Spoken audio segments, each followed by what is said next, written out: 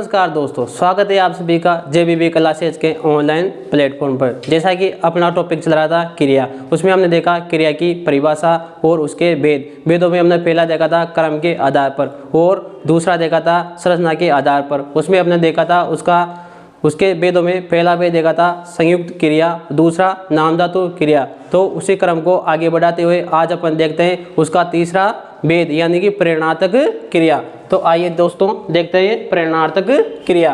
तो पहले इसकी देखते हैं परिभाषा, यानी जब कर्ता स्वयं कार्य का संपादन न करे, यानी स्वयं क्या करे, कार्य का संपादन या कार्य को पूर्ण न करे या किसी दूसरे को करने के लिए क्या करे, प्रेरित करे। यानी जब कर्ता स्वयं तो कार्य क्या करे, पूर्ण न करे और किसी दूसरे को क्या करे, उस कार्य को करने के लिए प्रेरित करे या उससे वो कार्य करवाए, उसे क्या बोलेंगे, प्रेरणार्थक क्रिया कहते हैं। यानी जब कर्ता स्वयं तो कोई कार्य पूर्ण नहीं करता लेकिन दूसरे व्यक्ति या दूसरे लोगों से उस कार्य को संपन्न करवाता है, उसे क्या बोलेंगे, प्रेरणार्थक क्रिया। जैसे एग्जाम्पल देखते हैं, सरपंच ने गांव में तालाब बनवाया। यानी सरपंच ने क्या किया, गांव में तालाब बनवाया। यानी सरपंच कौन हो गया, कर्ता। सरपंच कौन हो गया, कर्ता, जिसने क्या किया, स्वयं कार्य नहीं किया। यानी सरपंच कौन है, कर्ता, उसने क्या किया, स्वयं कार्य नहीं किया लेकिन गांव में क्या बनवाया, तालाब। लेकिन तालाब किसकी सहायता से बनाया, यानी अन्य लोगों को प्रेरित कर उनसे तालाब का निर्माण करवाया। यानी किसका, तालाब का निर्माण करवाया। यानी सरपंच ने स्वयं तो कार्य नहीं किया लेकिन अन्य लोगों को प्रेरित कर उनसे क्या किया, तालाब का निर्माण करवाया। यानी सिंपल सी भाषा में, यानी जो व्यक्ति खुद काम न कर करे दूसरों की सहायता से कार्य को करवाता है, उसे क्या बोलेंगे, प्रेरणार्थक क्रिया कहते हैं। ठीक है, अब देखते हैं उसका आगे वाला वेद यानी पूर्वकालिक क्रिया। चौथा वेद कौन सा है अपना, पूर्वकालिक क्रिया। यानी जब किसी वाक्य में कितनी क्रियाएं, दो क्रियाएं प्रयुक्त हुए। यानी जब किसी वाक्य में दो क्रियाएं आए तथा उनमें से एक क्रिया, यानी दो क्रियाओं में से एक क्रिया दूसरी क्रिया से, यानी एक क्रिया दूसरी क्रिया से पहले, किससे, उससे पहले संपन्न हुई हो तो पहले संपन्न हुई। यानी जो पहली क्रिया वो संपन्न हुई हो या होने वाली क्रिया क्या कहलाएगी, पूर्वकालिक क्रिया कहलाएगी। यानी जब किसी वाक्य में कितनी क्रियाएं, दो क्रियाएं प्रयुक्त हुई हो तथा उनमें से एक क्रिया दूसरी क्रिया से पहले, यानी कितनी क्रियाएं, दो क्रिया, उनमें से जो एक क्रिया पहले होगी उसे क्या बोलेंगे, पूर्वकालिक क्रिया बोलेंगे। यानी दो क्रियाएं हैं, उनमें से एक क्रिया दूसरी क्रिया से पहले संपन्न होती है, उसे क्या बोलेंगे, पूर्वकालिक क्रिया बोलेंगे। जैसे मूल धातु में कर प्रत्यय लगाने से सामान्य क्रिया को पूर्वकालिक क्रिया का रूप दिया जा सकता है। यानी मूल धातु में कर प्रत्यय लगाने से सामान्य क्रिया को, यानी किसको, सामान्य क्रिया को पूर्वकालिक क्रिया का रूप दिया जा सकता है। जैसे मूल धातु कौन सी है, खेल, इसके पीछे क्या लगाया हमने, कर प्रत्यय, और पूर्वकालिक क्रिया कौन सी बन गई, खेल कर।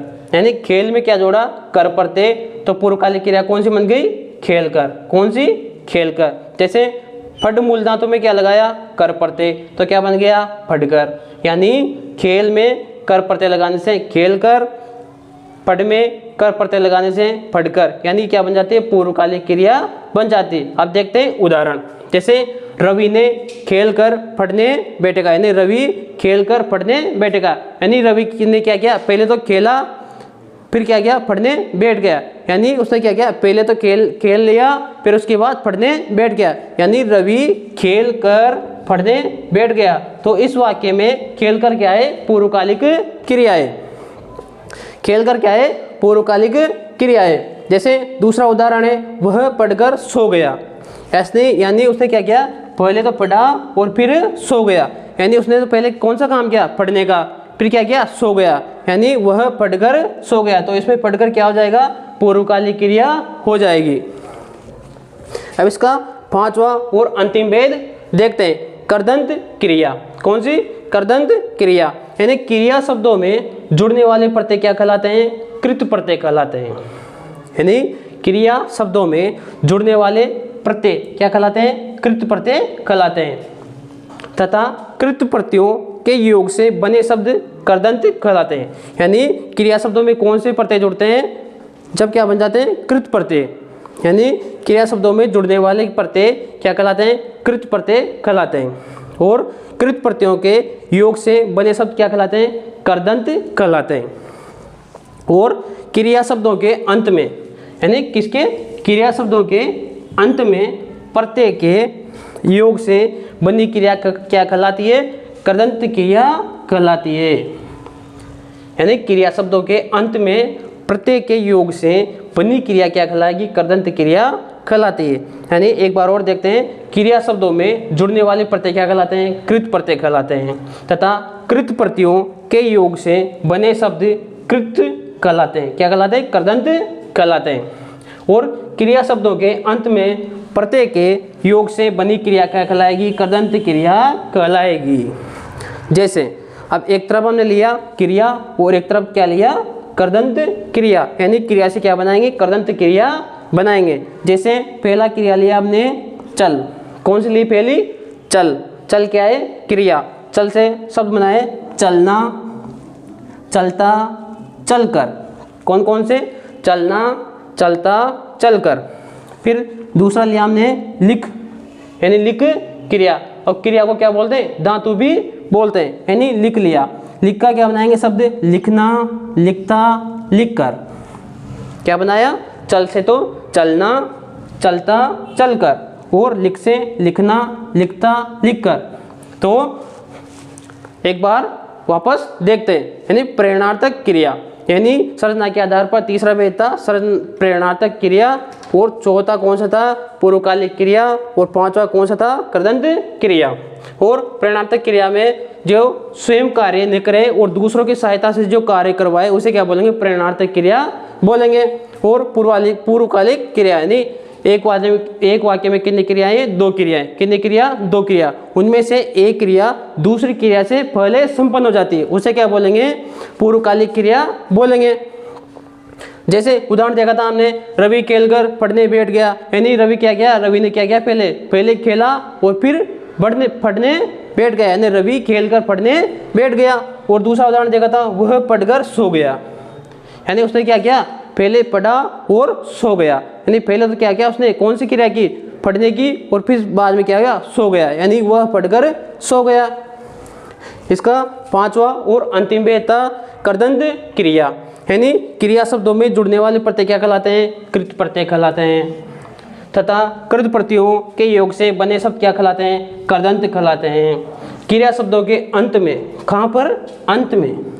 कहाँ पर? अंत में प्रत्यय के योग से बनी क्रिया कृदंत क्रिया कहलाती है। और फिर नीचे देखा था हमने, क्रिया और कृदंत क्रिया में बनाए थे। यानी क्रिया को कृदंत क्रिया बनाया था। यानी चल से क्या बनाया? चलना, चलता और चलकर। और लिख से क्या बनाया? लिखना, लिखता और लिखकर। तो आज अपन ने क्या देखा? संरचना के आधार पर जो अपने जो भेद बचे हुए थे उनको देखा है। यानी पहले हमने इनके जो टोटल कितने भेद थे? 5 भेद थे। उनमें से पहले देखा था संयुक्त क्रिया और उसके बाद देखा था नाम धातु क्रिया। तो आज अपने इस वीडियो में देखा इसका तीसरा भेद यानी प्रेरणार्थक क्रिया, और चौथा पूर्वकालिक क्रिया, और पांचवा कृदंत क्रिया।